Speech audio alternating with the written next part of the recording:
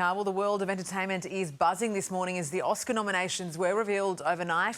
But there are a couple of things we are not too happy about, let me tell you. Let's bring in entertainment reporter Sam Rubin in Hollywood. Sam, our Margot and Greta both left off the list. What?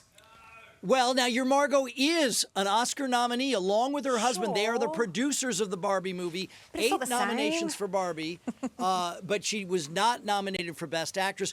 Greta Gerwig, I think it's the bigger snub, not nominated for Best Director. Greta Gerwig has now directed 6 performances that have received Oscar nominations, including 2 today. Do these performances direct themselves? Here's the thing with Margot. This movie would not have happened without Margot Robbie. She is absolutely revered, and nobody has a hotter career. So she's not an Oscar nominee for Best Actress today, but she's already won. Yes. She remains, extraordinarily powerful and popular. Yeah, she's always a winner, very powerful, very popular in our books, that's for sure. But let's take a look at Best Supporting Actor, because that's going to be tight, right? Who's your pick? It is a stacked category, Sarah. You're looking at Sterling K. Brown, Robert De Niro, Robert Downey Jr., Ryan Gosling for Barbie, Mark Ruffalo. I'm really happy to see Sterling K. Brown. That movie, American Fiction, is great. Robert Downey Jr. gets this, and it's kind of a career achievement award because not only is he great in Oppenheimer, but what an amazing personal story, literally beginning from behind bars. Hollywood loves a comeback. Yeah. No bigger or better comeback than Robert Downey Jr. And Best Actress, a few good ones there too, right? It is a really, really tight category here. Barbie, not there. Killers of the Flower Moon. German actress Sandra Hüller for Anatomy of a Fall. I think this is a split between Annette Bening and Emma Stone. My guess is Emma Stone takes the prize for Poor Things. It's a weird movie, but it's a Frankenstein movie. It is. But she's done a great job campaigning, and she's a really talented actress. Yeah, Carey Mulligan was awesome too in Maestro. All right, Best Picture. This is the big one. Has Oppenheimer got it sealed? Oppenheimer likely will be the winner, but if you were to ask me, the winner should be American Fiction. And folks watching in Australia, again, it is the least known title. It is a human story, a hilarious story, punctuated with great performances. Probably not the catering budget of Oppenheimer, but a great movie. It's super good. Gee, we've been spoiled this year, haven't we, Sam? Thank you so much, Margot or no Margot. We will be rooting for her down here. Thanks, mate. Indeed. Carlos. You bet. Ken got nominated for an Oscar. But Barbie What didn't. world do we live in? It's called Barbie. It's a not Ken called world. Just Ken. It's so funny. Just snub in the Academy Award nominations this morning, with Margot Robbie not given an Oscar nod for her role as Barbie. Let's go live to US correspondent Lauren Tomasi outside the Dolby Theatre in Hollywood. Lauren, a big disappointment for our Golden Girl.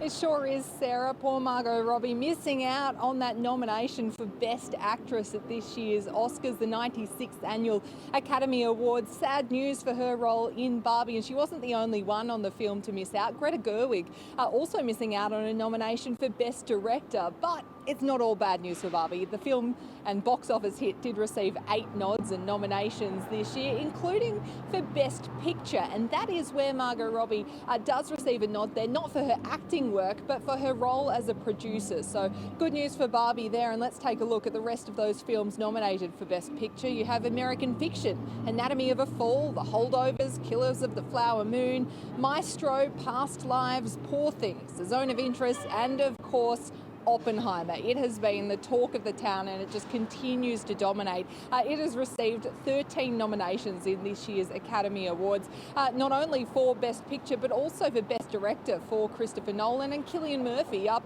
for Best Actor. So good news for Oppenheimer there. When it comes to our Australians, it's not just Margot Robbie who has received 1 nod there. Also screenwriter Tony McNamara for his work on the adapted screenplay Poor Things. So 2 Australians in the mix this year, not as strong as we have seen in the past, but certainly we will be rooting for them on the night here. It will all unfold at the Dolby Theatre on March 10th. The host, once again, comedian Jimmy Kimmel.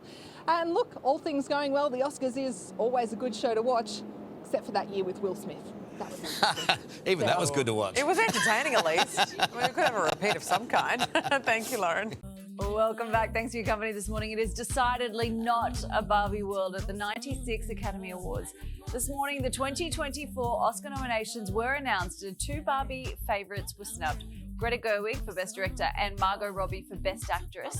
It is safe to say fans were not happy. This Twitter user said, "Seems really odd to me how Barbie could be nominated for Best Lead Actor, Best Supporting Actress and even Best Film, but they don't acknowledge Margot Robbie as lead actress, the heart and soul of the film, or Greta Gerwig as director." Another posted, "Wait, Ryan Gosling got nominated for his role as Ken, but Margot Robbie didn't get nominated for Barbie, and Greta got snubbed for Best Director. Way to justify the literal plot of the movie."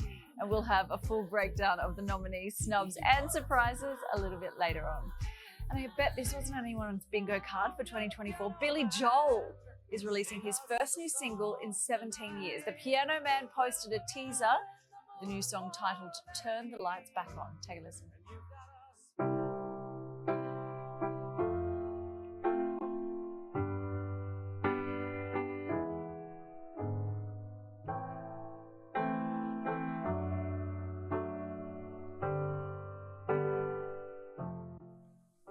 The single will be out next Thursday, and Natasha Bedingfield's pop song Unwritten has re-entered the charts for the first time in 19 years after being featured in the rom-com Anyone But You. The track was originally released in 2004, but it has just re-emerged in time for its 20th anniversary. I don't know if anyone watched Laguna Beach or The Hills, but it reminds me of that. I love how all these songs are having a renaissance, these older songs. I haven't caught any of those shows. No. But here are the top stories. A huge surprise. Margot Robbie has been snubbed from an Oscars nomination in a major Barbie blow. We have brought in a panel of Barbie experts. I love this Entertainment story. reporter at the Sydney Morning Herald, Thomas Mitchell, and deputy editor at Stella Magazine, Nicolas Fonseca. Good to see you guys. I mean, Morning. Hello. we have been just absolutely floored by this decision not to nominate our Margot in Best Actress category. What's going on? Well, I can only assume that's what the press conference is about. Yes, it could be. Albanese. Could be, Yeah. could be. Yeah, he's up in arms. Yeah, look, it's pretty crazy. I mean, the movie took $1 billion at the box office. It was like part of the biggest cultural movement of last year, and then Margot has been shut out. But is that enough? I mean, just because it made a lot of money doesn't make her the Best Actress. No, but it was like critically lauded. Fans rushed to see it, and I think she did a really good job. It doesn't add up to me. Yeah, okay. So what Sarah's saying is she didn't really enjoy the film. That's not what I'm saying did at you all. guys? Of course I enjoyed it, yes. Yeah. But I mean, the truth is, if you really want to drill down into it, I think this was an incredibly strong year in that category. Yeah. And the fact is, there's still only 5 slots available. Yeah. So at some point, somebody's going to get snubbed. Margot's also still nominated as a producer in the Best Picture category. I mean, I think that's a pretty big win in itself. I mean, some critics, I was listening to the ABC over the Christmas break, and some critics were savage on the Barbie film. But really, people voted with their wallets, didn't they? Yeah, I think it's there is a bit of Barbie fatigue. It's been out for a while, and obviously we all lost our minds. But I think the optics of this are awful. You've got this film that's skewering the patriarchy, driven by 2 female creatives, and then they get shut out.